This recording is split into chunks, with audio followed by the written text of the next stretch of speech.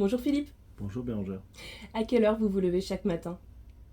Alors j'ai envie de dire, ça dépend des semaines. Il y a des semaines où j'ai mes filles, donc je me lève à 6 heures pour après emmener la plus petite à l'école. Et quand j'ai pas les filles, c'est plutôt 5 heures. Et est-ce que vous vous sentez fatigué le matin? Quand je me lève, Oui. non. Non, non. Vous sent- Non, non, quand je me lève, je me sens pas fatigué. C'est pour- plutôt le soir quand je me couche, je me sens fatigué. Mais le matin, quand je me lève, non, je suis pas fatigué. Pourquoi? Parce que vous avez en fait un rythme de vie, une logistique, j'ai envie de dire, organisée de sorte justement à ne pas être fatigué. En fait, je me lève, bon, bah, généralement tôt, mais j'aime bien faire une petite sieste après le déjeuner. Un peu comme les athlètes de haut niveau, j'ai envie de dire. Et ça me fait du bien parce que je suis réglé un peu comme ça. Et comme le soir, j'aime bien faire d'autres activités que d'aller me coucher tranquillement. Ça me permet de veiller un peu plus le soir et de faire on va dire, une petite nuit et de faire une petite sieste. Comme ça, c'est comme ça que je suis réglé généralement. Et vous avez toujours fait la sieste ou vous avez appris à la faire? Parce qu'on sait combien c'est pas simple pour tout le monde de faire la sieste. On parle des siestes flash notamment. Qu'est-ce que c'est Ouais, comme sieste? C'est 20 minutes, c'est 1 heure, bah ça dépend. Généralement, pour ces siestes-là, je mets pas de réveil. Donc je vais me réveiller quand on va dire j'en ai assez. Mais ça peut être, oui, un quart d'heure, une demi-heure, 1 heure, des fois un peu plus. Ça dépend. Et vous sentez frais à repartir, à reprendre votre journée. Ah ouais, exactement. Parfait. Et justement, dans quel état d'esprit finalement, après cette sieste, voire peut-être même le matin plutôt, Mhm. vous abordez vos journées? Dans quel est votre état d'esprit? Bah justement, avec un état d'esprit de fraîcheur, Ouais. parce que voilà, on a les idées bien claires et d'avoir dormi, parce que je pense que le sommeil, c'est quand même très important. On le voit bien d'ailleurs dans une journée quand on dort mal, on passe une mauvaise journée.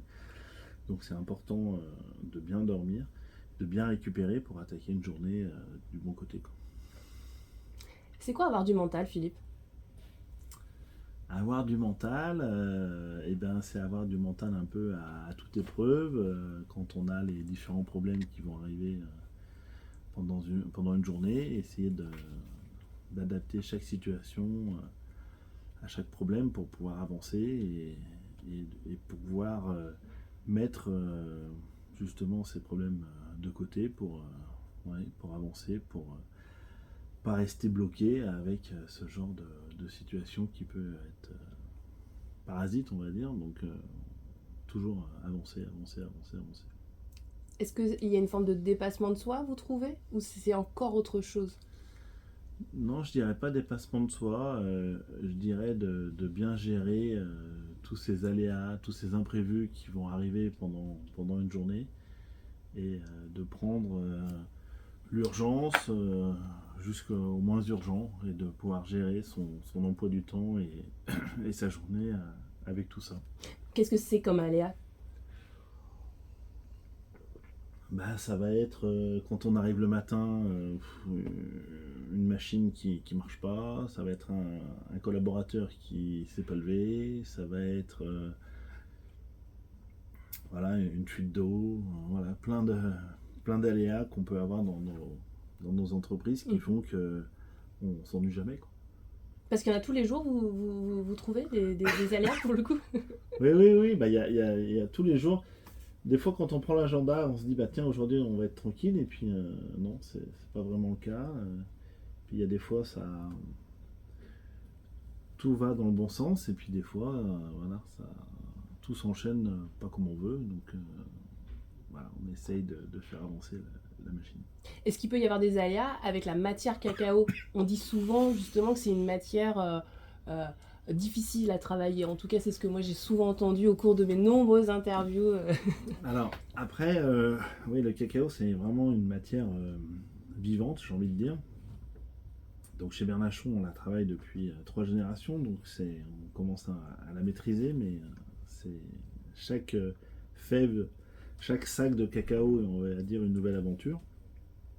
Et ça va des fèves qu'on va recevoir, après la torréfaction, le broyage, le conchage, voilà, il y a tellement d'étapes pour entre guillemets, foirer son chocolat. Donc il faut vraiment les prendre chacune bien au sérieux et s'en occuper pardon, d'une façon très spécifique avec des gens qui sont là depuis de nombreuses années, qui vont former les jeunes pour que ça se passe bien aussi. Et l'important, c'est vraiment d'avoir une régularité dans notre travail pour que quand quelqu'un mange un chocolat, puisse avoir ce goût qu'on recherche, qui est quand même différent de ce que les autres confrères chocolatiers vont proposer. Quand vous parlez de régularité, on parle de température, on parle de manipulation, de tour de main. En fait, il y a plein d'étapes qui sont très importantes, mais il y a souvent voilà, des étapes au niveau de la température. Si par exemple pour la torréfaction, on va torréfier trop chaud, on va avoir peut-être un goût de brûlé dans le chocolat, donc c'est pas ce qu'on recherche. Si on torréfie pas assez, tous les arômes du cacao vont pas exploser au niveau des saveurs, donc ça va pas non plus. Si on le travaille trop chaud, une fois qu'on l'a terminé, ça va pas aller. Voilà, il y a plein de critères qui font que c'est plus facile de le louper que de le réussir, entre guillemets. Et j'imagine combien chaque origine a ses caractéristiques. Oui, parce que la particularité de la maison, donc c'est mon grand-père qui avait décidé ça, c'est que donc on va acheter les fèves de cacao pour les torréfier et les travailler pour faire le chocolat. Et là où c'est rigolo, c'est qu'on va mélanger 10 cacaos différents pour faire le chocolat entre guillemets Bernacheau. Donc c'est comme si on mélangeait 10 vins blancs pour avoir un autre vin blanc. Donc c'est là où c'est intéressant, c'est qu'on va vraiment avoir des arômes et des saveurs qui vont être complètement différentes, et c'est ça qui fait que le chocolat chez nous est vraiment différent. C'est le fameux bean to bar? C'est ce qu'on appelle le bean to bar, voilà, ou pas? C'est ce que les Anglais et les Américains appellent bean to bar et que les Français appellent de la fève à la tablette. Parce qu'on a l'impression que c'est une mode qui est arrivée, on est aujourd'hui en 2024, je dirais il y a une petite dizaine d'années, alors que vous, c'est la remonte du coup à votre grand-père, Maurice Bernachon. La maison, l'année dernière, a fêté ses 70 ans. Et donc mon grand-père au départ est entre guillemets que pâtissier, il adore le chocolat, et c'est là qu'il va entre guillemets devenir chocolatier, parce que il envoie mon père à Amsterdam pour voir comment on travaillait la fève, parce qu'il ne le savait pas, et puis après ils ont acheté des différentes machines, et puis au début ils tâtonnaient un peu, et puis après ils ont trouvé la recette qui leur convenait, le goût qui leur convenait, et le fait de mélanger ces 10 cacaos différents fait que le chocolat a vraiment un goût différent, et c'est ce qui va faire la renommée de la maison. Pourquoi 10 c'est... 10, je sais pas pourquoi 10, mais pourquoi pas, j'ai envie de dire. Parce que 10, on va avoir des saveurs florales, des goûts fruités, un peu de fumée, on va avoir des choses très cacao, des choses beaucoup plus végétales, et c'est ce qui fait cette alchimie, ce mélange qui va faire que voilà, le chocolat est vraiment différent. C'est intéressant ce que vous revenez, Philippe, sur votre histoire. Est-ce que on pourrait justement la résumer, revenir justement sur Maurice Bernachon, et puis en tout cas resituer l'origine. Donc en fait, mon grand-père, donc Maurice Bernachon, travaillait dans la pâtisserie où on est actuellement, donc qui est au 42 cours Franklin-Roosevelt à Lyon. Et cette pâtisserie s'appelait Durand, parce que c'était Monsieur Durand qui avait cette pâtisserie. Mon grand-père avait travaillé avec Monsieur Durand, et mon grand-père, ayant l'esprit d'entreprendre, ouvre sa pâtisserie à Trévoux, donc au nord de Lyon. Donc il avait une formation de pâtissier. Oui, bien sûr. Avec son épouse, ils ouvrent donc, avec ma grand-mère, ils ouvrent cette pâtisserie à Trévoux, et puis quelques années après, il apprend que Monsieur Durand, chez qui il avait travaillé ici, à Lyon, vendait sa pâtisserie, donc il s'est rapproché de lui, ils ont fait affaire, et du coup, il a racheté la pâtisserie de son ancien patron. Et puis voilà, après c'était parti donc pour l'aventure lyonnaise, et puis mon papa a pris la suite. Et là, maintenant, donc moi, je travaille avec mes deux sœurs, Stéphanie, qui travaille avec moi à la boutique, et Candice, qui travaille au restaurant à côté. Et le chocolat est arrivé à quel moment, du coup, dans l'aventure familiale? Alors, en 53, c'est que pâtisserie. Oui. Il doit acheter son chocolat chez un couverturier, comme 95% des gens. Et cette matière l'attire et lui procure des émotions, des sensations. Donc du coup, il se dit, mais pourquoi acheter ce chocolat? Pourquoi on ne ferait pas notre chocolat? Donc du coup, il réfléchit, il se dit comment faire. Et à l'époque, il y avait quand même pas trop de matériel pour les artisans, il y avait beaucoup de matériel pour les industriels, parce que c'était que les industriels qui le faisaient. Donc il sait qu'en Hollande, aux Pays-Bas, il y a beaucoup de petites chocolateries donc, qui faisaient le bean to bar, comme on disait tout à l'heure. Et donc il envoie mon père chez un professionnel là-bas, et mon père apprend à faire le chocolat, apprend toute cette technique de torréfaction, de broyage, de conchage.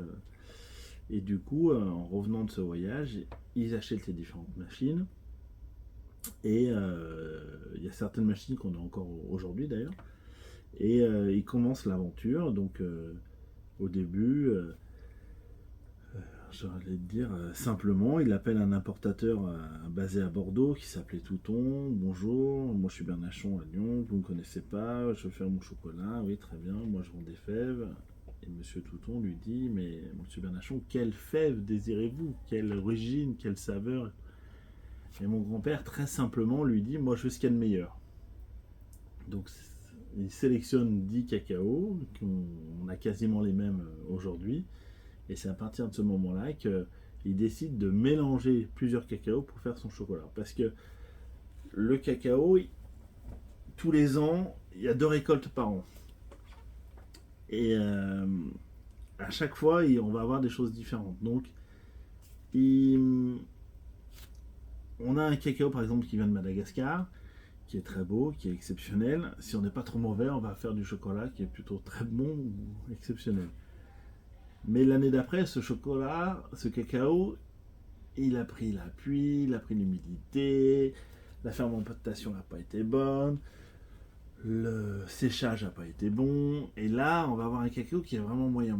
Et là, avec ça, pour faire un très bon chocolat, c'est compliqué. Donc, du coup, c'est un peu comme en vin ou comme en champagne, on va faire un assemblage. Donc, on va avoir des cacaos qui vont être de différents types, de différentes qualités, et avec ça, on va essayer de faire un chocolat qui sera tout le temps comme ça. Il faut savoir s'adapter en fait. Exactement, il faut travailler comme le vigneron avec ses raisins, qui sont des fois exceptionnels, des fois un peu moins bien, et qui va essayer de faire son vin du mieux possible. Et ben nous, c'est pareil. J'imagine combien votre papa et votre grand-père avaient du mental pour se lancer là-dedans, dans la mesure où ils n'avaient pas de machine, ils n'avaient pas spécifiquement visiblement la formation Bien de sûr, chocolatier. bien sûr. Vous pensez qu'ils avaient justement du mental? Ils avaient du mental, et puis ils étaient visionnaires, parce que personne ne le faisait. Et du coup, tous les visionnaires sont des fois pris un peu pour des fous en se disant qu'est-ce qu'on fait pas. Donc oui, il fallait avoir du mental et une force de caractère au-dessus de la moyenne pour pouvoir faire ce qu'ils ont fait, hein, bien sûr. Et d'une façon générale, est-ce que vous trouvez qu'il faut du mental justement quand on est chocolatier? Parce que c'est vrai qu'on dit que le travail du chocolat est sans doute l'un des plus difficiles dans l'artisanat alimentaire, dans le sens où il n'y a qu'une seule matière en fait. Qu'est-ce que vous pensez? Alors, je pense que dans tous les métiers, il faut du mental. Moi, il y a un métier que je connais bien, donc, qui est cuisinier, parce que donc, mon grand-père maternel était Paul Bocuse, et en parlant de mental, lui, il avait un sacré mental aussi. Et je pense que pour avoir 3 étoiles toute sa vie, il faut vraiment avoir du mental, et il faut avoir des équipes derrière qui en ont aussi, et pour pouvoir suivre tout ça. Donc, je pense que toute réussite, quelle qu'elle soit, il faut avoir un mental d'acier à toute épreuve. Est-ce que vous pensez en avoir hérité justement? Est-ce qu'on en hérite de ce mental d'acier ou est-ce qu'on se le construit? En fait, je pense que il y a un peu des deux. On l'hérite un peu parce que c'est dans nos gènes et puis on voit nos parents et nos grands-parents qui ont travaillé toute leur vie et qui ont fait que euh, ces maisons avancent et sont toujours au top. Et après, forcément, on se le construit avec nos expériences, nos échecs, nos victoires, nos réussites. Et forcément, tout ça, ça joue dans notre tête, j'ai envie de dire. Et c'est ce qui va faire qu'on est euh, plus ou moins prêt, entre guillemets, en découdre avec notre vie entrepreneuriale, que ce soit du côté de la vente, que ce soit du côté de la fabrication. Et tout ça va faire que voilà, on avance il y a des fois où il faut pas trop réfléchir dans ce qu'on fait, parce que si on réfléchit trop, on n'avance pas. Donc il faut toujours avoir une petite part de folie dans tout ça. Typiquement, est-ce qu'il y a une expérience qui vous vient à l'esprit et que vous estimez comme constructrice justement de votre mental? Comme vous me dites que voilà, il y a une part de gêne finalement et une part d'expérience personnelle. Oui, oui, mais après, on est des métiers en mouvement, des métiers qui évoluent. Voilà, à l'époque de mon grand-père, euh, les tablettes étaient moulées deux par deux à la main. Et là, récemment, on a acheté des machines qui nous aident à remplir, par exemple, des moules à tablettes. On arrive maintenant à, à faire des tablettes fourrées avec du caramel ou de la ganache. Et la machine suisse là, qu'on a achetée récemment, elle nous fait l'intérieur et l'extérieur de la tablette en même temps. Donc ça, on va dire ça, au niveau de la qualité de la tablette, ça, c'est exactement la même chose. Mais du coup, on met beaucoup moins de temps et le, le travail est régulier de la même façon. Et ça, ça fait partie de l'évolution